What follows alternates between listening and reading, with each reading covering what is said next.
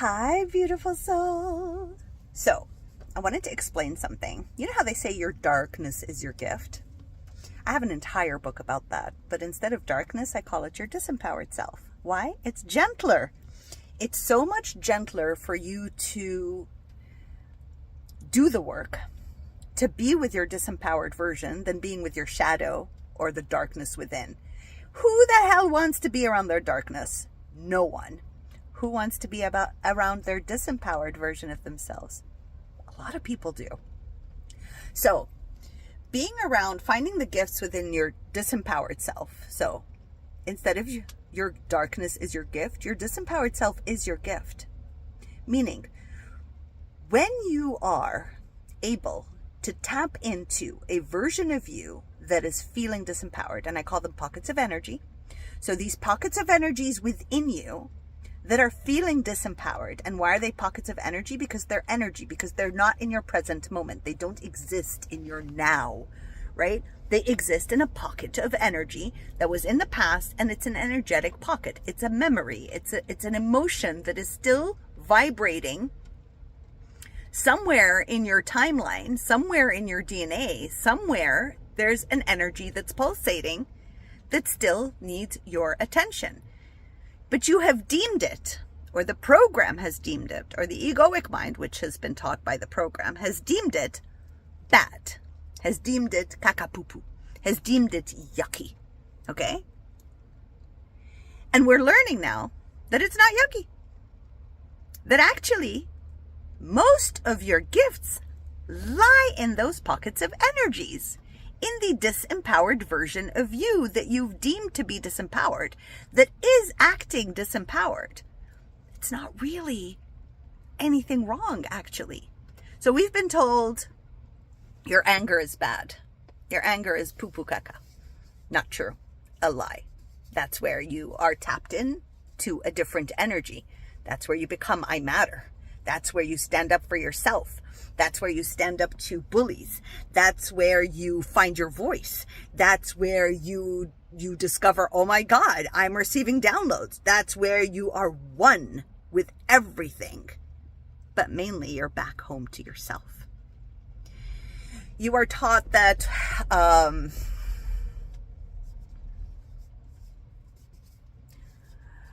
you not mattering. Sadness is bad.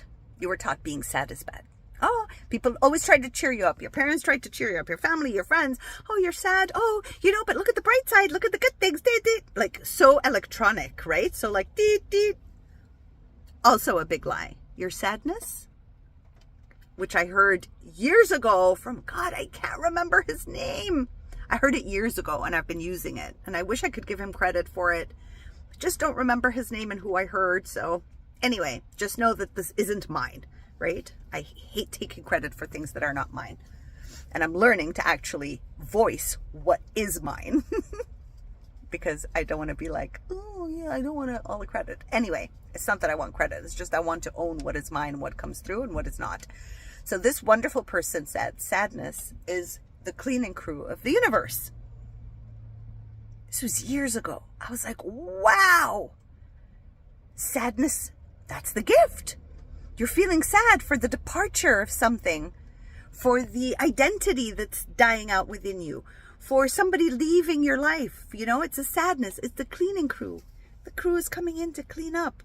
Like, once you hold a large party and everyone leaves, there's this fulfillment, but you're kind of sad that it ended. You sat for like months preparing for this fabulous event and then it's done, right? So you're sad about that. You start looking for another event, but you're sad.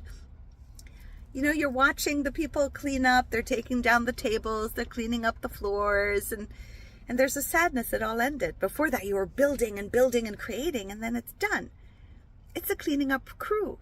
But it's making space for something else and something new to come in so that you can build upon again. So there you go.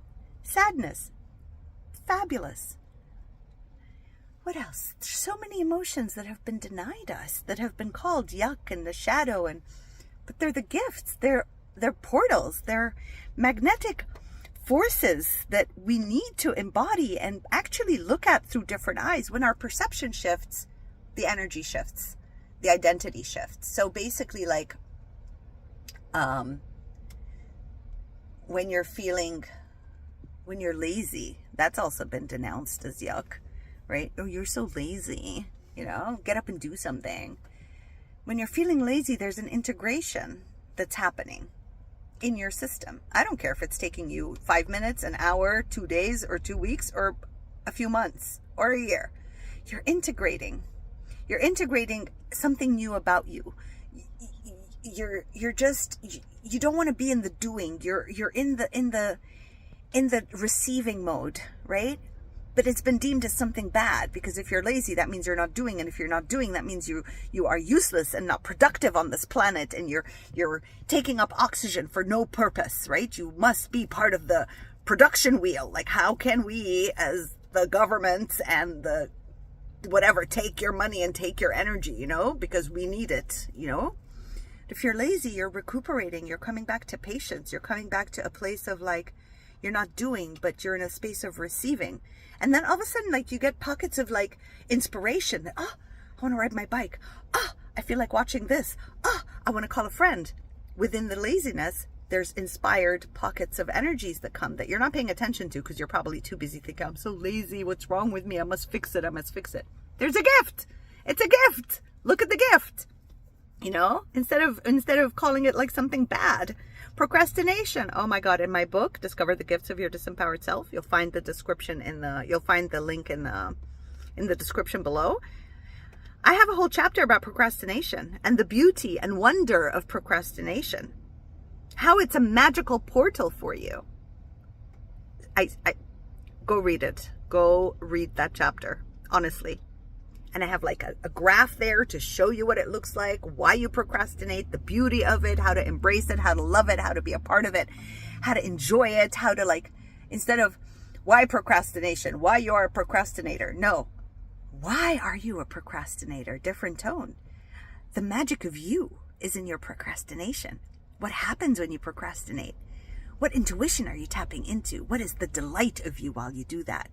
What is really coming through? So many gifts within you. So many. So when they say your darkness is your gift, really your disempowered versions are your gift. Now, when we look at the shadow work, which is also, so I called it disempowered self as limiting beliefs and shadow. Mix them all up because they're all in the same ballpark. So when you are working with shadow, okay, which are the aspects of you. So now I'm seeing, it's called shadow. It's like you told them to go in the closet, go in the darkness. You're not allowed to be here. You're forbidden. Nobody likes you when you're around. You cause me mayhem. People start to leave me. Mom and dad don't like me when I'm like empowered. So now you're disempowered. Go in the shadow. You horrible trait that I have, right? And then I don't matter shows up, right? I don't matter shows up. And I don't matter becomes all like, oh my God, I don't matter. I should shut up. I should this. People please. Oh my God. How can I matter? And then you start to develop this, I need to matter, this desperation to matter, right? I need to matter because you're trying to fight against I don't matter, right? But it's a disempowered version. It's in the shadow. It's kicked out and you never want to see it. You never want to see that you truly believe that you don't matter. You would rather see and like constantly resist it and be like, no, I do matter. Affirmations, affirmations, affirmations. I matter. I matter. And you walk around trying to fight against it and like kick it. No, go hide in the closet. You're not allowed to be here. I matter. I matter. And you're going through all this mayhem. When in reality, if you just sit down and be like, okay, I don't matter. Come out of the closet. Let's sit and have a talk. So, darling, why don't you matter? I'm tired of fighting you. I'm tired of keeping you in a dark closet all alone. And you'll notice it's a small little pocket of energy that's like a little you that's like, oh, it's not fair. I don't matter even to me. I don't even matter to me. Even me doesn't want to hear me. And then you're like, okay, come out. I don't matter. I'm choosing not to be scared of you anymore. I'm not going to fear you. I'm just going to listen. And you ask, I don't matter, to come out. And you're like, hi. So tell me. Why do you feel that you don't matter? Oh, I don't matter because you don't even want to hear me. And, people hurt me. And whenever I speak up, everyone shuts me down. And then you slowly realize that you've been doing that to that pocket of energy yourself. You're like, oh no, here she comes again with I don't matter and showing me all the ways. And I have to keep telling her and teaching her, you do matter. And you slap her silly. Yeah, you do matter. Go back in the closet, you horrible I don't matter. And she's this little thing coming out like, and so sit with her, have a cup of coffee, be like, okay, so why don't you matter, my love? Because you don't hear me and nobody listens to me and blah, blah, blah, blah, blah, blah. You're like, oh my God, I'm so sorry you're feeling that way. I'm the one who did this to you too. I'm part of that. And she'll be like, yeah, you did that to me too. I can't even trust you. I don't know what you're going to do now that I'm sharing my truth with you. And you're like, oh my God, share it with me. It really hurts that I did this to you, which I did this to myself. That just because your voice didn't matter to others, then your voice didn't matter to me, because it was so important that you mattered to others before you could matter to me. And oh my God, I am so sorry you're feeling this isolated. Here, hold my hand. Come in the light. Now she's in the light. She's no more in a closet and you're talking to her behind the door and being like, shut up! Stop it! I told you you matter. I told you you matter. You know, and she's like, but I don't. I'm still in a dark closet. You're like, here. You open the door, you bring her out. And you're like, here, let's go sit in a park in the sunlight. I'm ready to hear you. I don't want to fix you. I love you just the way you are. I love the fact that you know that you don't matter and you have the freedom to share it with me. Even if you don't matter to anyone in the world ever again. You're allowed to stay that way. And you're allowed to matter to me. And you're not mattering to you matters to me. And I don't want to fix you. But I want to love you as you feel this way. And that is what is bringing to the light. That is the gift. That is your gift. The gift is unconditional love, is what the disempowered version of you is showing to you. Your unconditional love to yourself. It's through sitting with those aspects of you and loving them no matter what. A version of you, a pocket of energy that feels weak. And so all day you're like, I am strong, I am powerful, I am strong, I am affirmation. Weak. Just use this visualization that I just received. There's a door. That pocket of energy is in a dark cell, okay, in a tight little room, locked in. And every time she knocks, it's like, hello, you know, I'm all alone. I'm all alone. Nobody sees me. I'm so weak and pathetic. And you bash the door back from the outside. You're like out in the light. You're like, shh, I told you, you're strong. You're strong. You're seen. You're lovable. You are. Just stay in there. You know, don't you dare come out. You're ruining it for me. I'm like making sure that everyone sees me this way and you're ruining it for me. All I'm telling you is open that door and let her out. Let her out.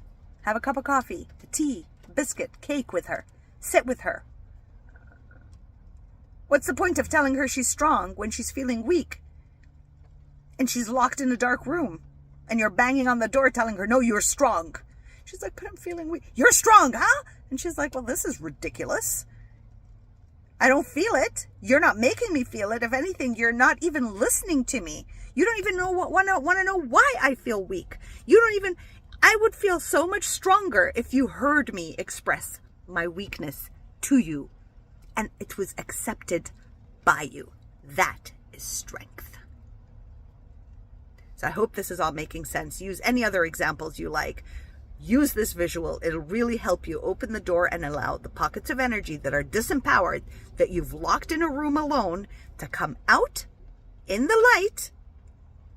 You can also speak out loud to yourself, because that's bringing something into the light, which is, it's no more hidden somewhere in a pocket of energy in a dark room, in a dark cell, down at the bottom in the pits of hell, right? You ignoring it. You bring it out and you say, hey, I'm sorry. I'm so sorry. You're allowed to be here now. Feel as weak as you like. You don't have to ever be strong again. I was an idiot. I didn't see that your weakness is delightful and beautiful, and you're allowed to feel it in every way possible. I was terrified of it. I'm not anymore. And you can come out here and play with me. And you're never allowed to hide again, and I will never allow you to hide. Every time you show up, I will sit with you and I will love you through your weakness. And then strength shows up, because it's strength to allow weakness to exist and for you to be weak. Is it making sense? You'll find a lot of this work in my book.